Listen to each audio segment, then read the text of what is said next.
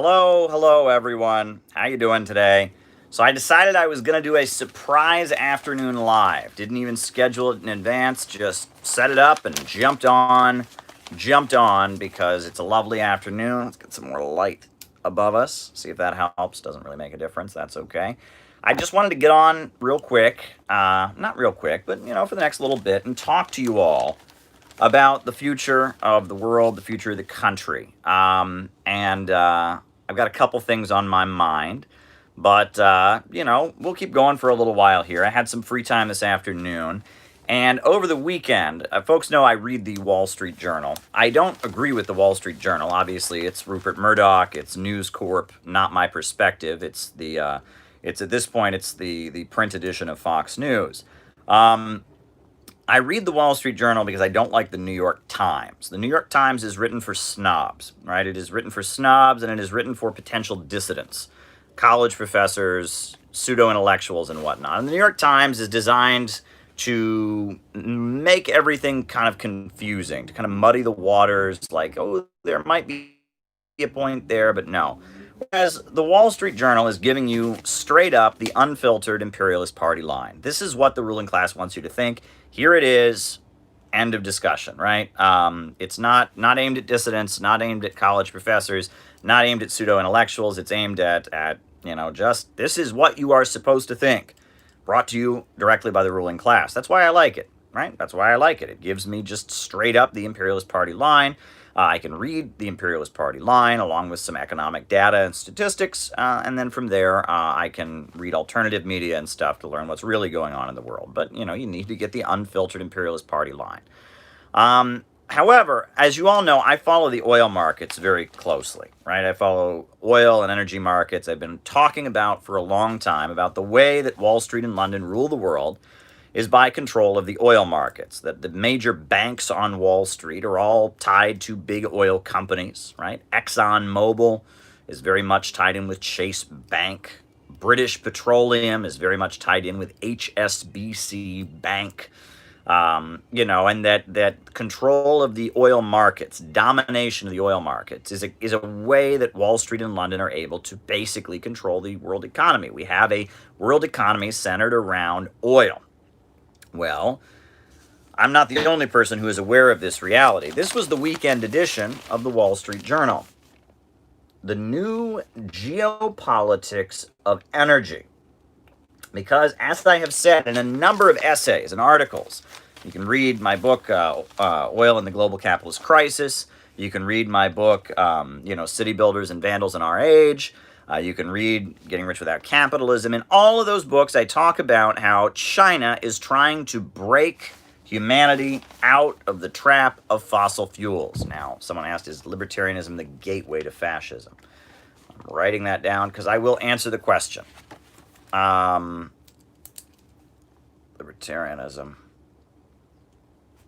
gateway to fascism.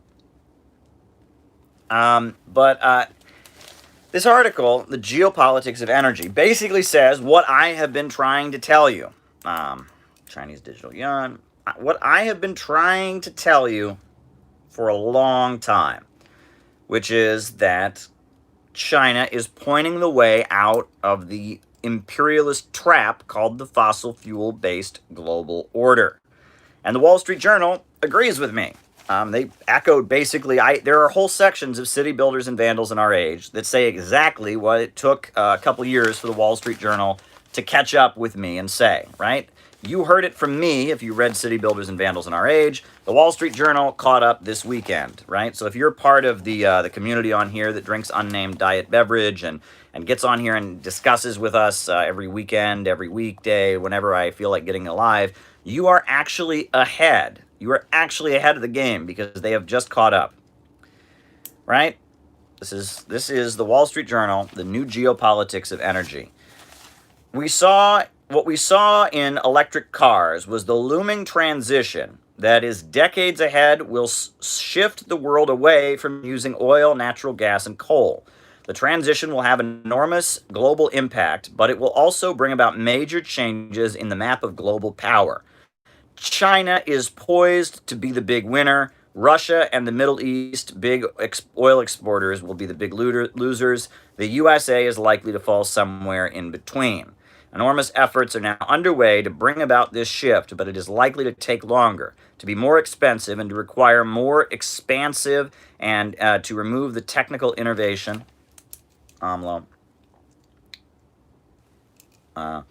For the U.S., no matter what happens to the more than 10 million jobs that are now the American oil and gas industry. Energy transition has become shorthand for discussion about the future of energy ever since 195 countries pledged at the 2015 Paris Climate Agreement to keep global temperatures from rising 2 degrees Celsius.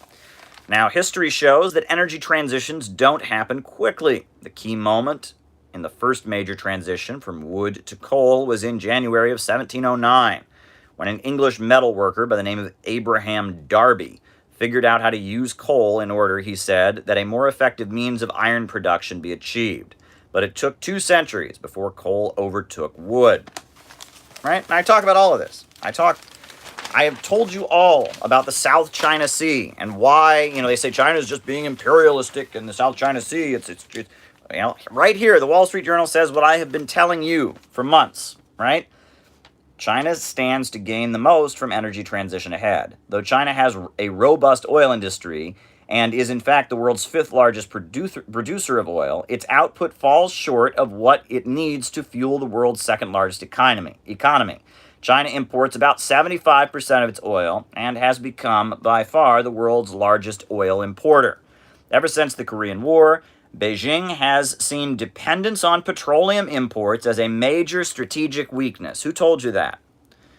In recent years, that danger has become dubbed the Malacca Dilemma, referring to the narrow strait leading past Singapore and into the South China Sea. The risk in Beijing's eyes is that in the event of a confrontation with the U.S. over Taiwan or the South China Sea, the U.S. Navy would shut the strait to tankers carrying China's oil imports from the Middle East and Africa, immobilizing large parts of China's economy, and reducing the country's dependence on imported oil will be a big strategic win for China. China will gain still more from an energy transition, having carved out as the leading global position in what we now call new energies. More new cars are sold every year in China than in the U.S., and if they run on gasoline, that means both oil imports and pollution will rise, right? But China is seizing the strategic window for developing electronic vehicles. China already dominates lithium, the necessary ingredient for car batteries and electric cars. Though lithium is mined in a number of countries, China stands atop the entire supply chain.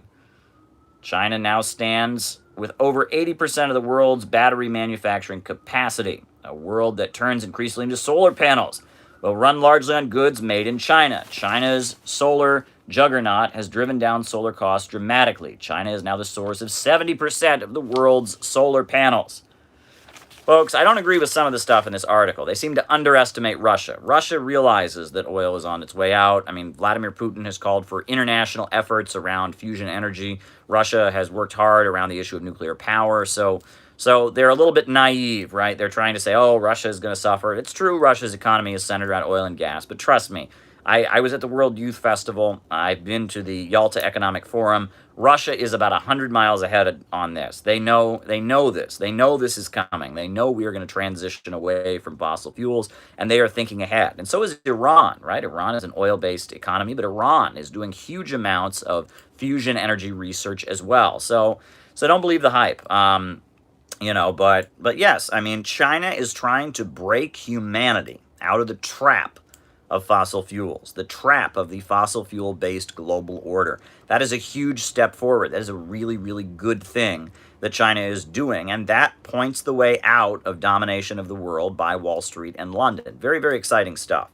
And so I wanted to share that with you all and point it out. But there you go. I wanted to just kind of make that clear. Now, folks, got some water here. And, so, we're just hopping on. We're just doing a random surprise live broadcast this afternoon.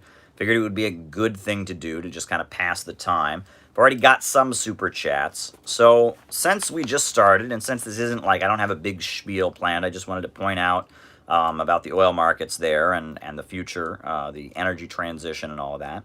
Why don't we do a little bit of a roll call? Who's here? I'll call you out as I see you. Names and locations. Names and locations. Who is with us as we broadcast this afternoon? I see Ramiro, who's out in Los Angeles. Welcome, Ramiro. I see Rocky from Reno, Nevada. Welcome, Rocky. Dan from Iran. Leipzig, East Germany. JT24, Mississippi. Montreal, Dog Sauce. Nick Name, Phoenix, Arizona. Max Schachtman in Arlington, Virginia. Phil in Toronto, Ontario. Long Island. Jack Dundee in the United Kingdom. Bronx, New York. Danny Shaw's son. Okay. Palm Beach, Florida. Orlando, Florida. Treasure Coast, Florida. Calvin from Saskatoon. Brussels, Belgium. Northern Michigan. Antoine from France. Hi, Caleb from Texas. Los Angeles. Diego Fernandez. Herb Bryant in Florida. Rob in New Orleans. Balthazar in Oakland. Liverpool, UK. Ben in Denver. Mohsin from Iran. APR from Pakistan. Cascadia, says Brent McKinney. Croatia, says Crazy Tanker. Mo in Pomona, California is with us. Hey, Caleb from the United Kingdom. Sacha in Vermont. Hi from Mexico City. Melbourne, 2 miles from the Bobcat Fire in Los Angeles, says Atari. Hungary, Norway. Brooklyn, Ohio. Oh, I remember Brooklyn, Ohio. It's like a suburb kind of Cleveland. Palo Round Mountain, California. People's Republic of China. Trevor in Ireland. St. David's, Bermuda. Big up, Caleb. Thank you very much. Kendall from San Diego is with us. Auburn, Alabama. Justice. Frankfurt Order, Germany. Cleveland, Pirate Alex. Jim B. in Pennsylvania. Will DeMarco in Pennsylvania is also with us. Glad you are with us. All right, Madrid, Spain, Harry. Corona, California, Space Communist. Jason Sarna in Vallejo, California. Tommy Farras says he is on Mars. At least you're not on planet Saturn. All righty. All righty. Peter from Manchester has decided to join us. Ignacio from KC, Missouri, Kansas City, Missouri. Stockton, California. Corby is with us. Wow. So, folks, if you've got questions for me, I will happily, we got Benjamin Carmine in Florida, USA. I will happily answer those questions. If you send them via Super Chat, I will answer them. I've got 3 of them. Bayonne, New Jersey. Dan Uko. Welcome, Dan. I've got 3 Super Chats to hammer out right now. First question, Dante from SoCal, right? First question is libertarianism the gateway to fascism? And Gopnik Raptor is in Maine. So the first super chat is libertarianism the gateway to fascism? I would say yes. And, you know, it's annoying because I remember when the Ron Paul stuff first started happening. I was pointing out that this was dangerous stuff. And many people rolled their eyes and said, Caleb, libertarians aren't fascists because fascists believe in big government and libertarians just want freedom.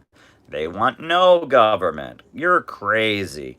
I mean, and I pointed out at the time that a lot of the themes of libertarian rhetoric, and this was at the height of the Ron Paul stuff, 2007, 2008, 2009, a lot of the themes of the Ron Paul stuff were fascistic, such as a glorious past, the Gilded Age. Everything was great during that Gilded Age, don't you know? Back when we had the gold standard and there were robber baron factory owners working people to death in sweatshops. According to libertarians, that was amazing. That was a great time in our history where there were titans of industry. It was amazing. It was amazing. J.P. Morgan and Henry Morgan and and the Rockefellers and all these sweatshop owners. It was amazing. They think it was an amazing time. So there was a glorious past of real capitalism. That is a fascist theme. And what ruined the glorious past? An evil Marxist conspiracy. Right? They maintain there's an evil Marxist conspiracy against the glorious real capitalism. So what did libertarians propose to do? Well, we got to purge the United States of the evil Marxist conspiracy in order to restore real capitalism. That's a fascist narrative. It is a reactionary narrative. We are going to go backwards by purging the present order of a conspiracy. There could be nothing wrong with capitalism. There could be nothing wrong with free market economics. It was all an evil communist plot. An evil communist plot to destroy the great American way of life, the beautiful Gilded Age. What is the actual role of the Rothschilds? Okay. Rothschilds.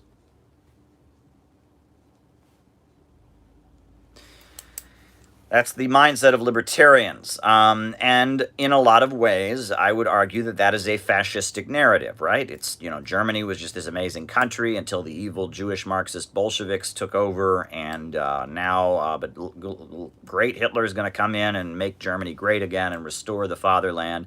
That is very much a fascist narrative, right? Now, libertarians have a different economic program than fascists, but that narrative that they were pushing, we got to go back to the past. The past has been ruined by an evil communist conspiracy. Communism is the main enemy. Communists are everywhere. Everyone who doesn't agree with free market economics is somehow a secret communist.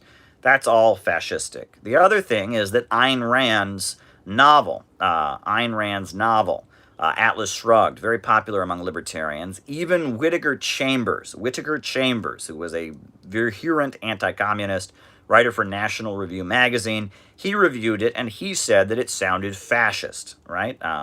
He said that there was a voice behind every line in Atlas Shrugged that said, "To the gas chamber go." There was this contempt for weak people. What are your thoughts on syndicalism? All right.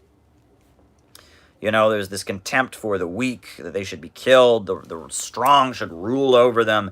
Compassion is weakness, empathy is weakness, the virtue of selfishness, the Ayn Rand narrative, this idea that there are these great men who are the motor of the world, and the inferior rabble are ganging up on them to make them pay taxes and pay their employees a decent wage, and they should all, the government should seek to empower the great men, not have compassion for the poor and downtrodden, not have any social welfare programs. That is also very fascistic. Furthermore, Ayn Rand, if you look at her origins, before the Second World War, she was a fascist sympathizer.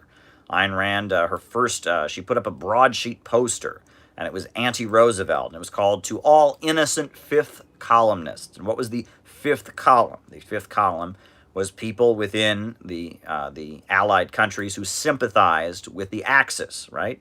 When Franco was invading Madrid, he famously said, "We have 4 columns outside of the city, and we have a 5th column inside the city." Now, that 5th column was Trotskyites and anarchists who he was paying off to kind of be dupes. But Ayn Rand embraced the concept of being a 5th columnist. She hated Roosevelt because Roosevelt was, providing jobs to the unemployed and supporting organized labor, Malthusianism and libertarianism. And she didn't like that. And she didn't much care for that. And so she hated Roosevelt. So she wrote this broadsheet poster that was called "To All Innocent Fifth Columnists," appealing to the 5th column. During the Second World War, Ayn Rand was not very enthusiastic about defeating the Nazis. And it wasn't until after the Second World War that she developed her idea that fascism and communism were both forms of collectivism. She was against all collectivism, objectivism, blah, blah, blah. But how did Ayn Rand become famous? She was a friendly witness for the House Un-American Activities Committee. She reported on screenwriters. She worked in Hollywood offices, and she reported on screenwriters and their ties to the Communist Party. I don't know enough about that group to answer that question. I just don't know enough about them. She that's where she came from. Now, Du Bois' talented 10th tier theory. All right.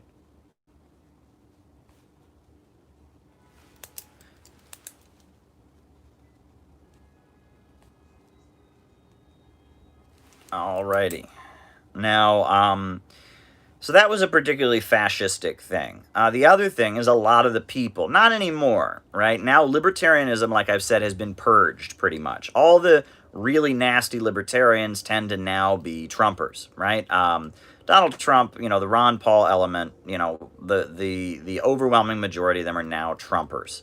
But you know, at that time, it seemed like it was pretty obvious that a lot of the Ku Klux Klan type people, a lot of the American Nazi Party sympathizers, a lot of the open advocates of anti Semitism, a lot of the white nationalists were calling themselves libertarians and going to libertarian circles. That was pretty obvious at that time. And the Tea Party was kind of an attempt by the Republicans to kind of hijack libertarian sentiments. They had these Tea Party rallies.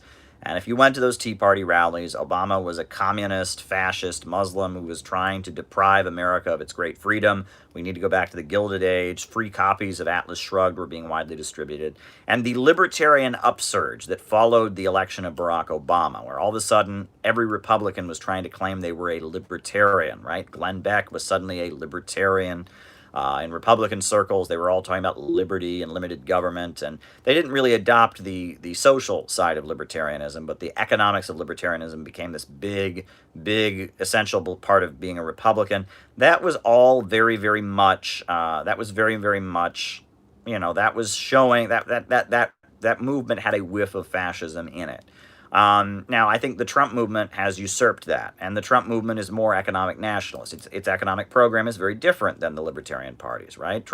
Bannon and Trump, they're a little bit different, right? But they have taken a lot of those elements, right? A lot of those elements that started out in the Ron Paul Tea Party upsurge moved into the Trump movement. The person is asking, is libertarianism the gateway to fascism? It was at one point. I would argue now, if someone's still a libertarian, right? If they're still a libertarian, they're not. That's because they don't want to be a Trumper. That's really all there is to it. I mean, if someone's a libertarian now, they have made a conscious choice to not be a Trumper. They want to remain a libertarian. And that means that there may be hope for them yet. I actually don't think now that libertarianism is a gateway to fascism. I think it was before. But if someone is saying, I'm a libertarian, I'm not going to be a Trumper, they're not. I mean, that's a sign that something about the Trump movement, and I don't think Trump is a fascist either, but that means that something about the harder right, anti-immigrant collectivism of the Trump movement doesn't appeal to them. And I think that means they're not going to become a fascist. I mean, it means they're going to be a libertarian. And I have argued that libertarian meetups, libertarian hangouts ought to be a target for ideological struggle. I would like to get the Center for Political Innovation oriented toward days where we send our members to the local libertarian meetup in Kansas City, Missouri, or Iowa, or Texas, or New Hampshire, or wherever, with literature, and we just argue with them. And I think that a lot of people that are confused and have become libertarians purely out of confusion and probably out of disgust with the existing left. I think a lot of them could be one to Marxism. When it really gets down to it, a lot of people become libertarians for pretty basic reasons. They don't like the two major parties. They feel the system is corrupt. They don't trust the government. And people who feel that way should become Marxists. But if Marxist ideology isn't there, and what calls itself Marxist ideology is, shut up, white man, you should be ashamed of yourself. What? What? You didn't use the right pronoun? What? You deserve to be poorer? What? You're privileged. If the privileged SJW crowd is all that people think Marxism is, if they're upset with the two major parties, get involved with CPI, all right? They're upset with the two major parties, number one. If they are also, at the same time, not trusting the government, they're going to become a libertarian because the left scares them. And the left is this kind of, authoritarian whatever. I mean, they see the left as political correctness. They see the left as anger and hostility and destruction. But our brand of socialism, our constructive socialism, that I call it, our socialism with American characteristics, may appeal to them. And if they were to be exposed to the uglier side of libertarianism, I think that they might reject it. Furthermore, if someone's going to libertarian meetups, what are they doing? They're going to a meetup. They are meeting with other people. They're longing to be part of a community. They want to be around other people. Well, libertarianism, you shouldn't need that, right? Every man for himself. Empathy is weakness, right? Why would you want to be part of a collective, right? So they're already looking to be part of a group, right? They feel like they don't fit in with the two major parties. They want to be part of a group. They want to be part of a group. So why not give them a group with a progressive, genuinely Marxist, anti-imperialist, anti-capitalist message? Anti-racist, anti-colonialist. Why not do that? I have a feeling that as CPI gets going, if we started going to libertarian meetups and arguing with them, sure, we'd probably be asked to leave a number of times, and we should just be prepared for that. But I bet we could probably recruit away a number of confused people who show up at these libertarian events. And yeah, I think it could very much happen. So I feel like, we should launch, I've been calling it Operation John Galt, and just start going to libertarian meetups with socialist literature to debate them, to argue them, and to win them away. I think that should be done. I think it should absolutely be done. And I mean, obviously, we're not prepared to do this yet. We would need some specific literature prepared for that. We would need, like, a way that people could report on this. We probably should plan a Zoom call around it. But it's an idea I have in the back burner of my mind. What do people think? Do people think that's a good idea? We could have a training program to train people in how to go to libertarian meetups at their local diner or at the local park and just engage with them and try to win people away from libertarianism. I mean, think about it. Think about it. All righty. All right. That was the libertarianism question. All right. Chinese digital yen. Well, I mean, it's going to happen, right? Digital currencies are the future. And should we be surprised that China and their currency is moving in that direction? No, we should not, especially as the United States wages hostility toward China and forces, increasingly sends, this message that China, it's either you're with the United States or you're with China. We should expect China to amp up its currency and make its currency digital, right? All right, AMLO. Well, AMLO is certainly better. That's the president of Mexico, Andres Manuel Lopez Obrador. They call him AMLO. And he's been better. He's certainly better than what was there before. No question about it. He's better than what was there before. And he's more anti-imperialist than what was there before.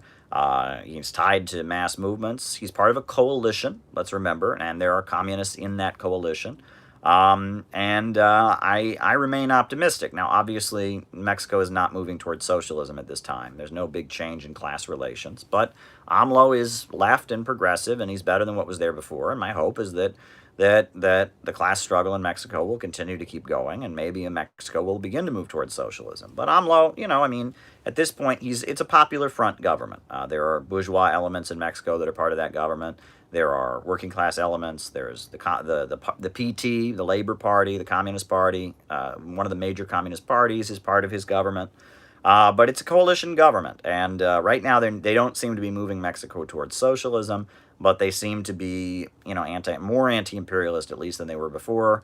And let's hope that they can move in a more left and progressive direction. That's that. Okay, so the person asked about the Rothschilds. Well, here's the thing. I always hesitate to even use the word Rothschild because there are a lot of people that are just anti-Semitic that seem to think that the only people in all of human history that were ever rich or had power were the Rothschilds, right? And there's this anti-Semitic thing, the Rothschild bankers, Rothschild. Well, the Rockefellers, they're very, very wealthy. They're far more wealthy, I would think, than the Rothschilds, and they're not Jewish. Right, the Morgans are not Jewish, and the people that say Rothschild, if people just say the Rothschilds run the world, if people run that narrative, that's usually an anti-Semitic thing. The Rothschilds are a very wealthy family. They have a lot of influence, no question about it. They are British bankers. They're involved in oil, but they're primarily banking, right? And they're prominent and they're influential, but so are the Rockefellers, and so are the Morgans, so are the DuPonts, so are the Carnegies, so are the Vanderbilts, right? So are the Gettys, right? That there are many wealthy oil banking dynasties in the United States. There are, right? If you read, there's a very good book by Ferdinand Lundberg, The Rich and the Ultra Rich. He wrote another book called Rockefeller Syndrome. Vince Copeland was a Marxist in the United States. He wrote a very good book called Market Elections that talks about these key families and their role in the United States in every election, how they lined up, whose side they were on. And that when people just focus on one family that happens to be Jewish, What do you think happened to the military? And don't ask me questions like that. It's not. Don't ask me questions like that. But when people focus on just one particular, family like that, that tends to be anti-Semitic. I mean, they are certainly influential. And the Rothschild family, they were very much key in pushing Britain to be supportive of Zionism in Israel, right? And they played a pretty key role in that, in making Britain very much line up behind the project to create Israel. But there were a lot of other wealthy families in Britain, many of whom were not Jewish, that were very much tied to that. Yeah, don't ask me. I've stated many, many times. I'll just address that super chat that went by. That I have said over and over and over again that I advocate a peaceful transition to socialism, and that it is ultra left and adventurous to not advocate a peaceful transition to socialism. And that's that, right? And you can watch my videos on this, right? That we always advocate a peaceful transition towards socialism, through which the people, elect a government that would begin to transition the country towards socialism. Now, the question is, would the ruling class allow that, right? And we understand that the ruling class is very violent. We know what happened in Chile in 1973, and we need to be aware of that. Plus, we also need to be aware that people do have the right to defend themselves, right? And that if the ruling class is going to do what they did to Lincoln, right, the slaveholders responded to the democratic election of Lincoln with violence, that Lincoln was right to mobilize not just the U.S. military, but also Harriet Tubman, and also labor unions, and also others, to defend democracy. And that yes, the ruling class is most likely to respond to progressive democratic movements of the people with violence. And at such a point, the people will have the right to defend themselves, right? People don't have to just sit back and be killed. Under every country in the world, every law in the world, you have a right to self-defense. If someone is coming at you with a knife, you have the right to push back and not just stand there and let them kill you. And that's it, right? And when people are asking me questions about armies and paramilitaries and stuff, that's ultra-leftist. That's dangerous conversation that could be taken out of context to try and be used against us. It's a way of mixed economies. All right. It's a way of trying to isolate the Marxists from the workers. It's a way of basically trying to convince the working class that we advocate violence. The working class, the class that has to go out and fight in all these ugly wars that capitalism wages, the class that has violence in its neighborhoods, often from drug cartels, whether it's domestic violence in some cases, the class that deals with police terror and all of that. If they think that Marxists are a group of people that are going around advocating violence, they don't want to be part of them. They don't want anything to do with them, and they would be right to do so. People who go around advocating violence, advocating left adventurism, are not working class, right? Working class people want to end the violence. They want peace, right? And socialism is the road to peace. It's the road to peace. It's the road to stability, right? So Marxists, genuine Marxists, do not go around advocating violent revolution. They don't go around discussing paramilitaries or people's wars and all of that. All of that is completely non-proletarian. That is ultra-left and middle class. Now, Marxists recognize people's right to defend themselves, number one, and they also advocate a peaceful transition. They advocate a peaceful transition to socialism, recognizing that the ruling class may violate democracy at some point, and that if that happens, the people will have the right, and the people do have the right, to defend democracy and to defend their community organizations, to defend their labor unions, to defend their community assemblies, to defend their political parties from violent repression. And it's important to be nuanced about this. You'll get some elements that just say, oh, the ruling class will never allow a peaceful transition to socialism, so therefore we should just go around advocating violent revolution. Wrong. Then you get other elements that say, oh, advocating violent revolution, so therefore we should just assume that it's all just going to be a just completely happy, peaceful transition and ignore the reality that the ruling class often uses violence. Well, they're wrong too. It's important. You have to have a twofold position. One, Marxists advocate a peaceful transition to socialism through the elections, through, building a mass movement, number one.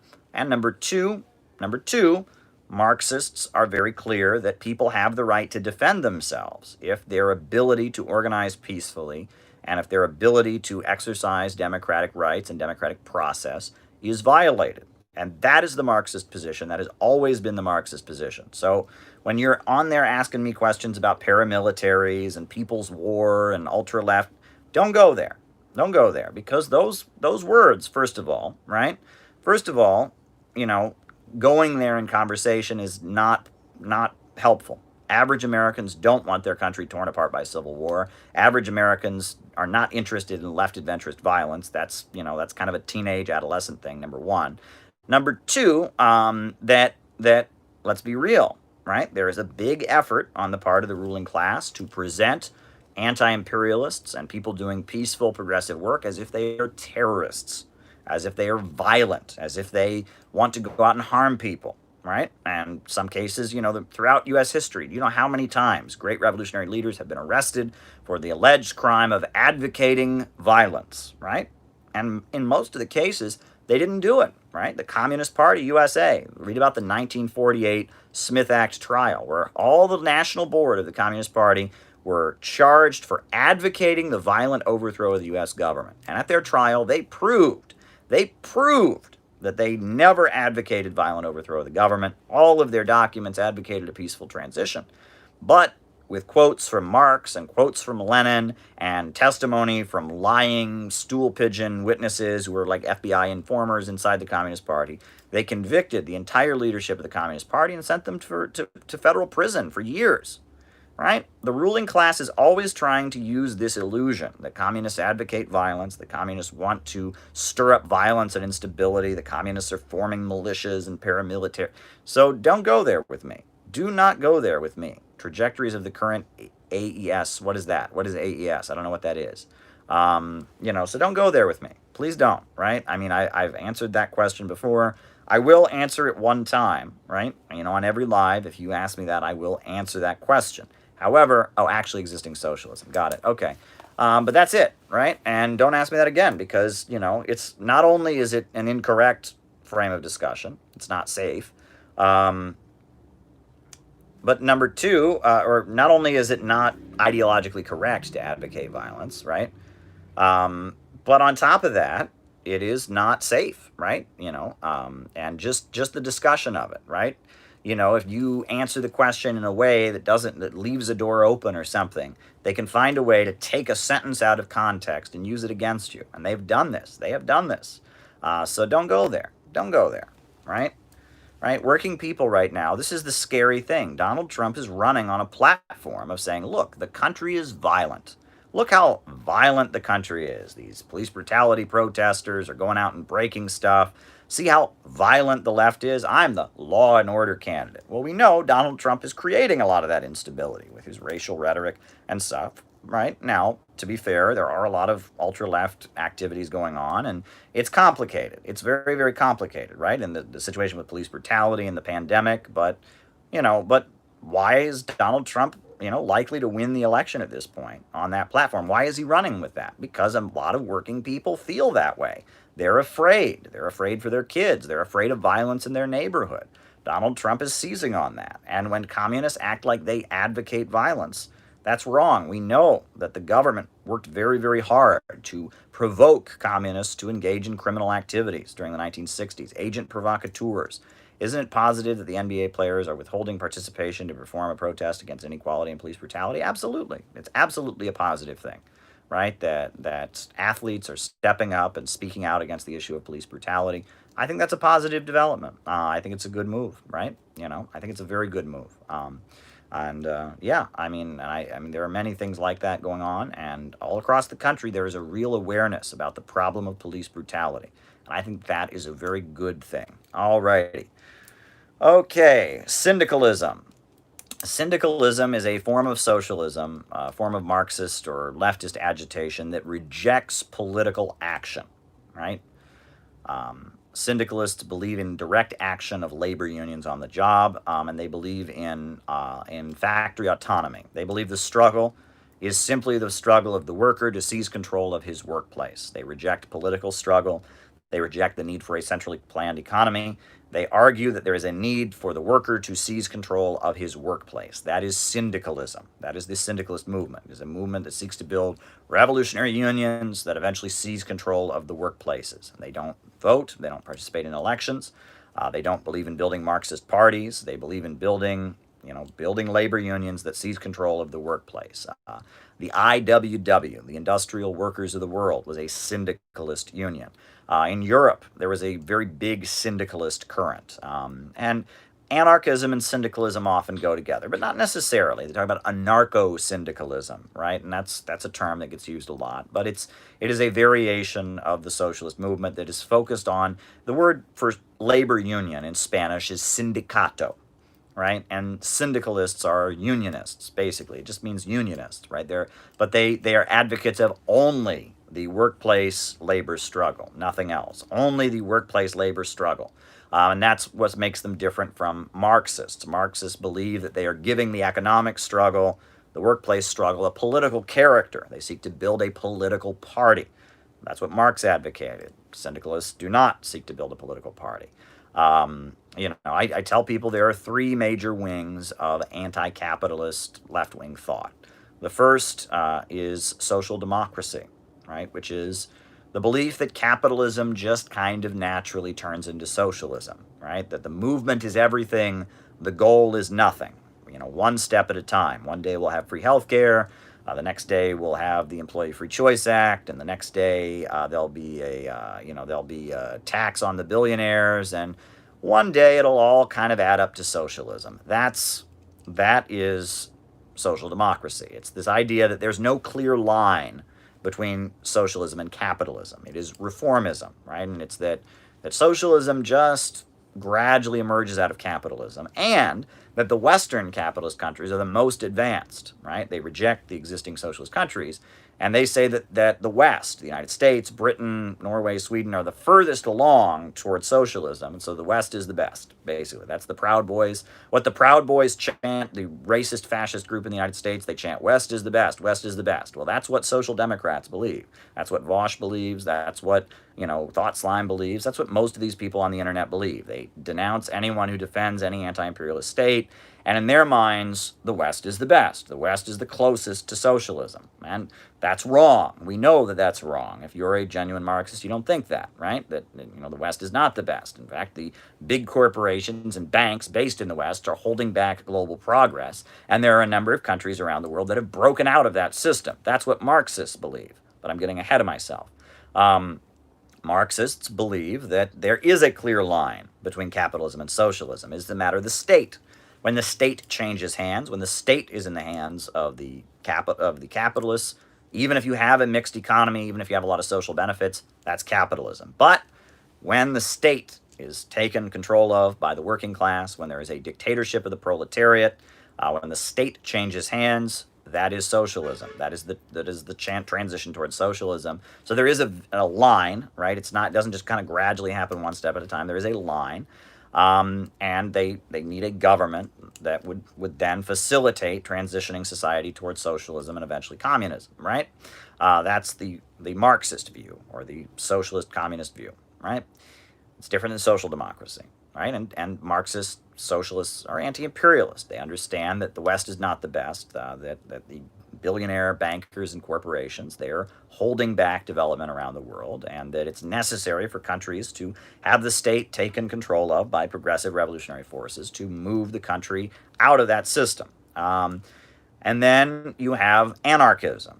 Anarchism rejects political action and argues that socialism is built on a voluntary basis. They build associations, they build communes, community gardens, whatever, and they believe that they reject political action and they reject coercion. And they will argue that capitalism is just going to naturally fall apart. And so we're going to build our community garden where we grow our own food, and we're going to build our little anarcho coffee shop that's a cooperative, and that we're just going to kind of build these kind of voluntary communities.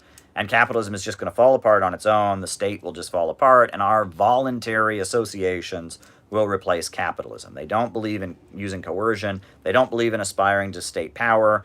Syndicalism is in the anarchist wing of things. It's a form of anarchism, anarcho-syndicalism. It focuses on the workplace struggle, but a lot of forms of anarchism don't. Right? There's adventurist anarchists that believe in direct action on the streets and stuff like that, propaganda of the deed. There are what you call, there are anarcho-feminists that believe the gender question is key. There's a million different types of anarchists. But the anarchists argue that the way to get beyond capitalism is by building kind of voluntary community associations or something like that. They don't believe in political action.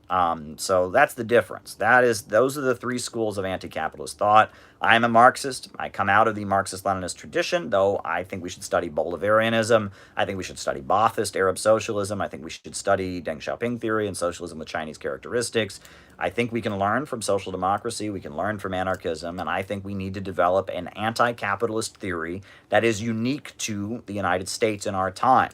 We need to develop a unique American socialism. I provocatively call it socialism with American characteristics because everywhere that socialism has ever been built, it has been different, right? There is no eternal, holy way to build socialism.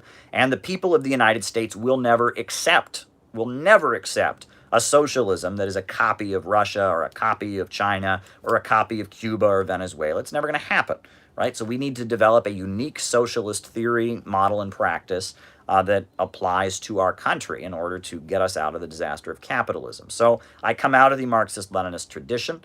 Thank you, Days of Win. But at the end of the day, I argue that we should be critical of all things. We should read lots of different theorists and writers. We should constantly be criticizing everything. We should study every revolutionary anti-capitalist leader that we can, and we should blindly follow none of the revolutionary anti-capitalist leaders. We should be open to criticizing everything, and we need to engage. We need to debate, and we need to educate, because there's a lot of people at this point that are becoming politically active, that are going out and protesting and stuff, but they do not understand these ideas. And Lenin famously said that without a revolutionary theory, there is no revolutionary movement, right? That hashtag revolution, people just going out and protesting, is not going to lead to socialism, right? We saw that in the Arab Spring. We saw that in Occupy Wall Street. We've seen that around the country. People going out and protesting is not going to make a revolution. It's not going to happen. Right? And that's what the Workers' World Party that I was part of for many years believed. They really believed that if we just built the movement, we would get to socialism. Didn't work, right? Not going to happen, right? The movement at this point is it's basically controlled by the bourgeoisie. There are fights among the ruling class. One section of the bourgeoisie unleashes chaos to fight another section. Another section builds right-wing movements and there are clashes. There's a fight in the bourgeoisie right now, big fight in the bourgeoisie. The only way that we could possibly get towards socialism is if there becomes broad socialist consciousness among the masses of people. If the people that want to change society are being guided by the ideology of one wing of the bourgeoisie, the Malthusian wing, the pessimistic, oil banker, global oligarchy wing, if that's who's guiding progressive-minded people, it's not going to lead anywhere good. If it's the reactionary wing, the lower levels of capital that are somewhat fascistic and right-wing, it's not going to lead anywhere good. Did Kautsky and Engels take notes? And I don't know about that. I don't know. I can't answer that question. All right. So anyway, that was enough. And Malthusianism and libertarianism. Well, it's interesting, right? Because a lot of libertarians, like Alex Jones, Alex Jones is now in the Trump camp. He's no longer like a regular libertarian. But a lot of libertarians really fear Malthusianism, right? They have it in their minds, this idea that Malthusianism is a government project. Malthusianism reducing the human population. This is all like an evil government conspiracy. And they tend to, and it's interesting, a lot of libertarians, even though their economic ideas are nothing like Lyndon LaRouche or Webster Tarpley, they will draw from Lyndon LaRouche and Webster Tarpley's writings on Malthusianism to push libertarianism. That's very common among like that milieu. Libertarians tend to believe in conspiracy theories. And so Malthusianism, which is not a conspiracy theory, it's reality, right? It's very widely believed among the ruling class. Libertarians will, pick up exposés and work by non-libertarians critiquing Malthusianism and adopt it and fit it into their libertarianism.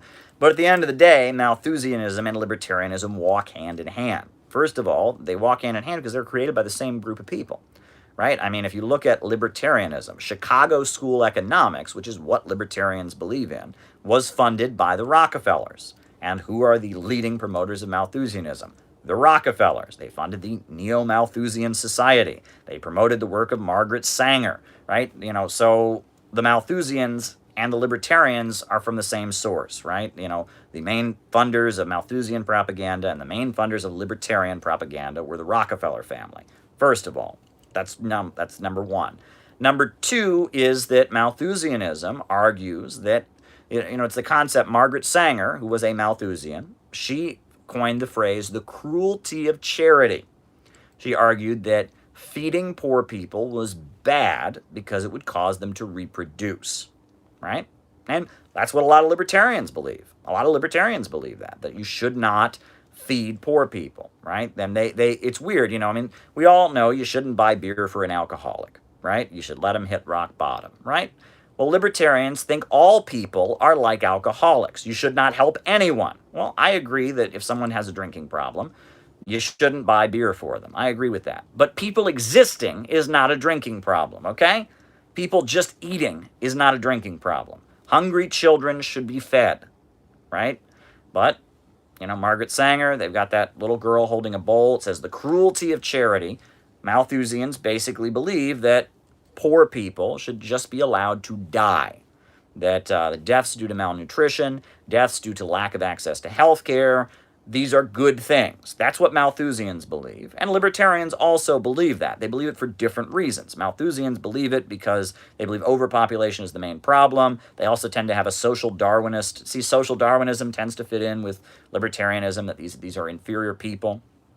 Katie Hopkins, the British right-winger, she was asked, what about people who die because they don't get access to health care?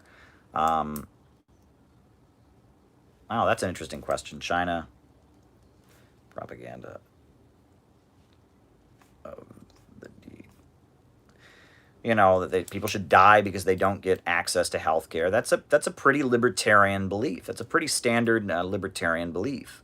And it's also a pretty Malthusian belief, and it fits in with social Darwinism. Katie Hopkins was asked about what about people who die because they don't get access to health care. She said, that's good, then these weak people won't reproduce.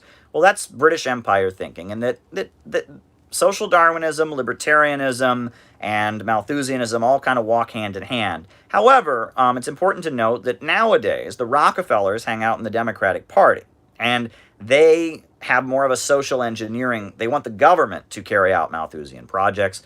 Libertarians, on the other hand, want the government hands off. They want people to just be left without, and they want the government's hands off. So the question is, how do you reduce the human population? How do you control the useless eaters? The question is, right? Do you social engineer them out of existence, or do you just let them die on their own? So it's complicated, right? A lot of libertarians now are very opposed. The Rockefellers very much favored government programs to socially engineer the policies they wanted. So it's complicated. The two are not exactly the same, but at the end of the day, they have the same kind of mindset. Some people are just inferior and should not be helped, and compassion and kindness are weakness. That's essentially what they believe, and that's a dangerous view. I think that human beings are an asset. Every child that is born is a gift to humanity.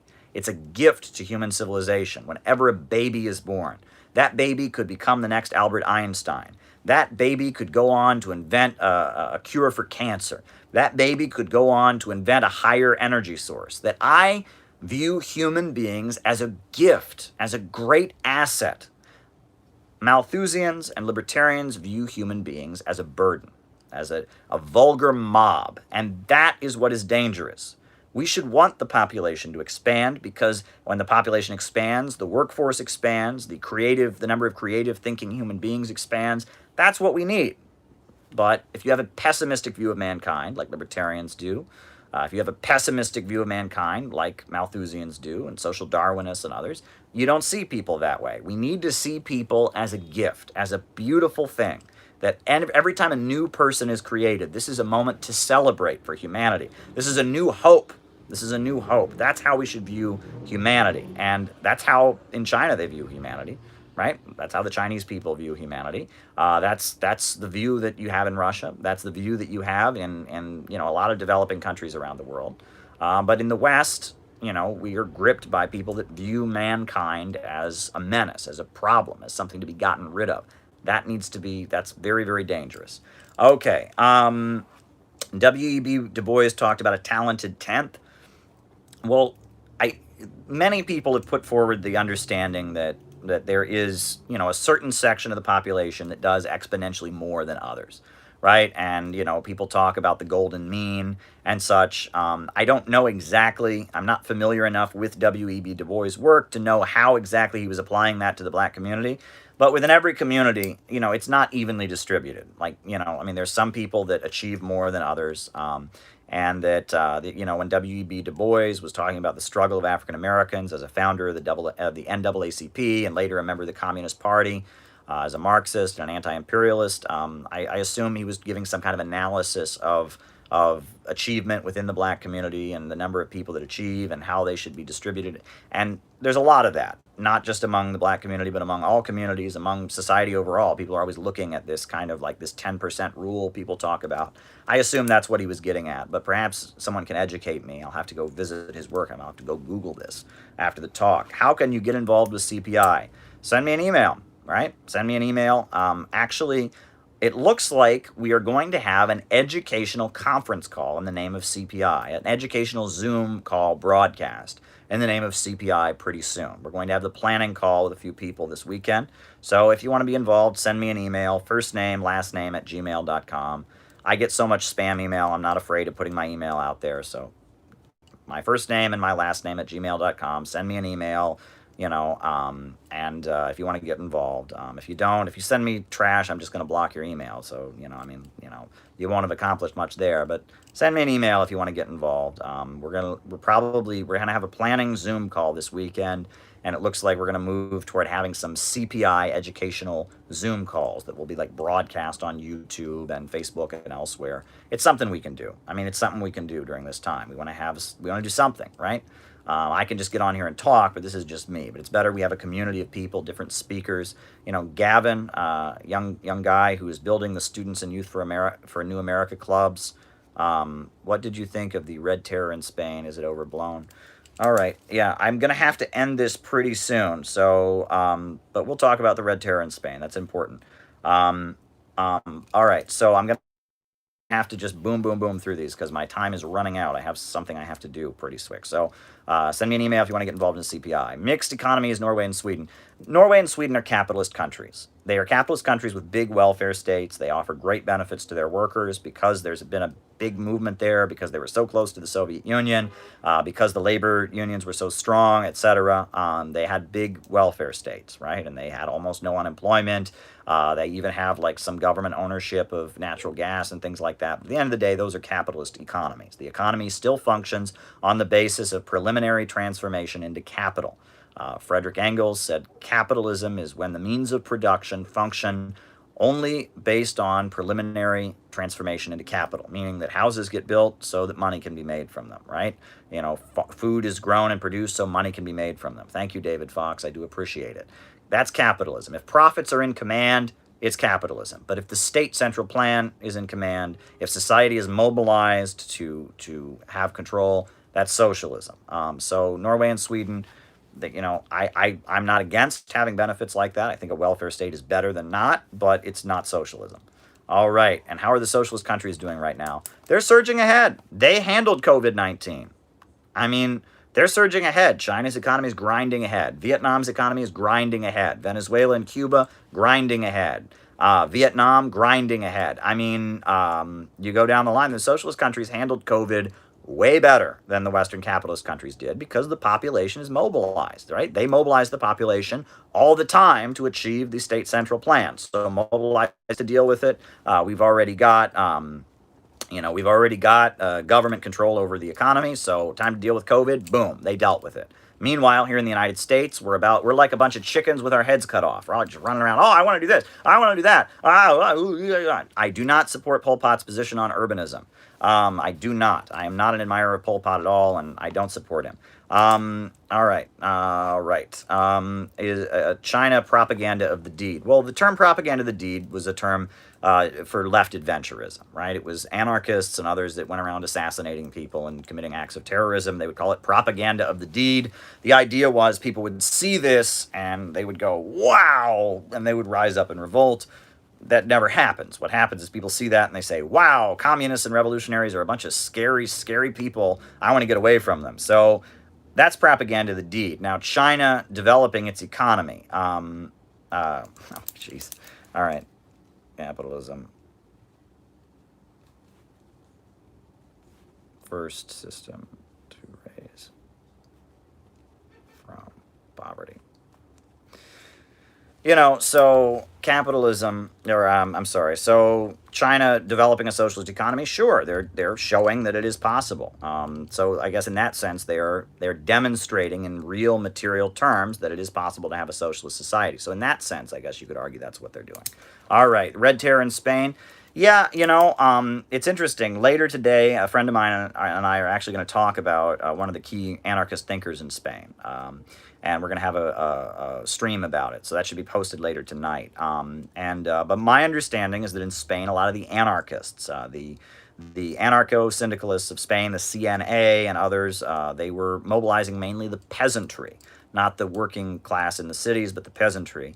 And the peasantry had been brutally oppressed by the nobility, and they saw the church as an institution that was tied in with the nobility. And the anarchists were kind of pushing the peasantry, unleashing that peasant anger, right? And peasants are known all over the world, wherever you go. Cambodia, the United States, you know, well, there's no peasants here, but, you know, Cambodia, France during the French Revolution, China, whenever you unleash peasants have a very bloody, vengeful side to them, right? I mean, imagine being a peasant. You think your life is bad as a proletarian. Imagine being kind of chained to the land and de facto owned by somebody else. You'd be mad about it. So, you know, in the rural areas, the anarchists were organizing the peasantry, and the peasantry were going wild, and they were, you know, raping and murdering priests and nuns, and they were cutting landlords' heads off, and, you know, very violent, bloody uprisings were taking place in the countryside. And the communists tried to restrain them. And actually, George Orwell, his whole book is about, the communists were trying to hold back the revolution. And the communists were saying, you can't do this because there's a lot of Catholics that we need to be on our side against fascism. You got to stop this killing priests and nuns stuff. You can't do that. The communists were saying, you got to stop executing nobility people, right? Okay, we understand that there needs to be, you know, some redistribution of land. These peasants are angry, but you got to stop this. You got to cool this because we're facing a fascist menace from Franco. So you got to cut this stuff out. And the anarchists were saying, no. The fight against fascism and the fight against Franco are the same, that if we hold people back, that'll help Franco somehow. And so the communists were the ones saying, cool it, guys, and trying to restrain the revolutionary anger of the peasantry. The anarchists were unleashing that revolutionary anger, and the fascists, the phalangists, were making propaganda out of that revolutionary anger. And awful things were done. I don't condone any of that. I'm sorry you didn't get the notification, Joanne. I do not condone, the executing of peasants or the executing of priests and nuns. Horrible. That's a war crime. Killing people on the basis of their religion, not acceptable in my view. Executing landlords, legally taking people's property is one thing through the process of law, but executing people, and there was a lot of ugly, ugly revolutionary violence in the countryside. But that's what always happens when peasants rise up. They're very vengeful. There's a lot of vengeance among the peasantry. And the responsible thing for revolutionary parties to do is to restrain some of that anger. And Mao talks about this. The Soviet Union, the Red Army in a lot of cases was sent into areas to restrain the vengeance of the peasantry. But the peasantry, when they rise up, they're very vengeful and they're very violent. And it is the responsibility of communists, I'm not going to repeat that, it's the responsibility of communists to restrain the vengeance of peasants. And working class people, the proletariat is not as vengeful as the peasantry, let me mind you, right? The proletariat, yes, they have a vengeful side, but they're not as vengeful. The guillotine and the French Revolution, right? The guillotine, that was kind of the symbol of peasant vengeance. All these poor peasants had piled into the cities, and the French Revolution happened, storming the Bastille, and they're just cutting people's heads off all day. Well, in the Paris Commune of 1871, the workers of Paris burned the guillotine. They saw the guillotine as a symbol of repression and terror and fear, and they destroyed the guillotine, and they got rid of the death penalty. They got rid of the death penalty. So there you go. Yeah, but the Red Terror, the anarchists and the peasantry in Spain, I denounced that, and the communists tried to stop it. And George Orwell wrote this whole book about how that proves that the Stalin was holding back the revolution and all this. It's unbelievable. All right, cool. Is capitalism the first system to raise people from poverty? No. I mean, depends what you mean by poverty. Poverty is a relative term, right? And that humanity goes through epochs, right? First, hunter-gatherer civilization was the majority of human history. We got too good at hunter-gatherer civilization. We developed spears and rocks. There was a shortage of animals to hunt because they were dying because we were hunting them so effectively. There was a shortage of fruits and nuts to gather. We were reproducing as a species more than we ever had because we were so good at hunting and gathering. It became necessary to move to a higher and more efficient mode of production. And that was called, and that system of production was called feudalism, where you had landowners and serfs and such. Well, eventually feudalism was overturned and came along capitalism, right? And capitalism will eventually be replaced by socialism. Feudalism was better than hunter-gatherer civilization. Hunter-gatherer civilization, capitalism was better than feudalism, no question about it. But socialism is better than capitalism. And these stupid people, I mean, PragerU will be like, oh, if capitalism's so bad, why did all these people get raised out of poverty? 800 million of the people raised out of poverty have been in China.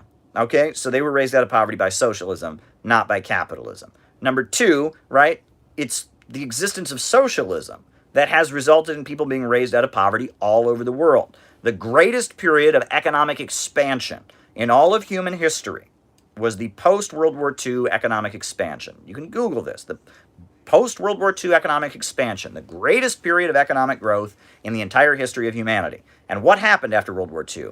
The Soviet Union rebuilt as a socialist country. Eastern Europe was becoming a socialist country. China had a communist revolution.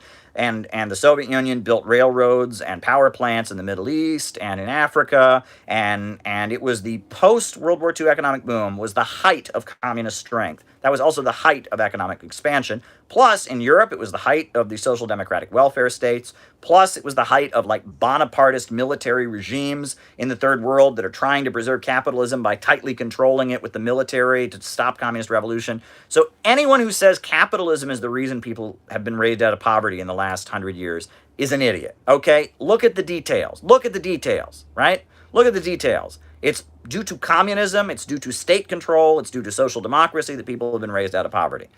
The capitalist system is not raising people out of poverty right now. It did at one point. Yes, it was a step above feudalism. Right now, capitalism is holding people in poverty. But it's socialism, state central planning that has raised millions out of poverty. The greatest period of economic expansion in human history was the height of socialism and state central planning under capitalism, whether it be social democracy or Bonapartist military juntas like South Korea or the Shah of Iran or whatever. So, people have been raised out of poverty all over the world by state control of the economy, not by free markets. Not by free markets, okay? Free markets at this point are not raising people out of poverty. They're impoverishing people. They're condemning them to even deeper poverty than they ever had before. That's just the reality of the situation. Now, PragerU doesn't quite understand that. But even now, in Africa, countries where people are being raised out of poverty, it's due to Chinese investment, China building power plants, Chinese state-controlled mega corporations raising people out of poverty, or Russia, right? I mean, what the Eurasian Economic Union is doing in African countries is amazing, right? So the idea that it's capitalism that's raising people out of poverty is just wrong. It's just wrong. It's just wrong. So that's all I got to say about that. And I think I got to wrap things up here, right? It's been fun. I'm glad I hopped on here to do this, right? Better to do this than something else. Or, I'm rather to spend time with all of you. This is a social connection. I really value my interactions with all of you. You all are very, very important to me. We're all part of a very important community. I hope we're going to have a good educational conference call, Zoom call. Send me an email if you want to be part of the planning or part of the promotion or whatnot. Great stuff, folks.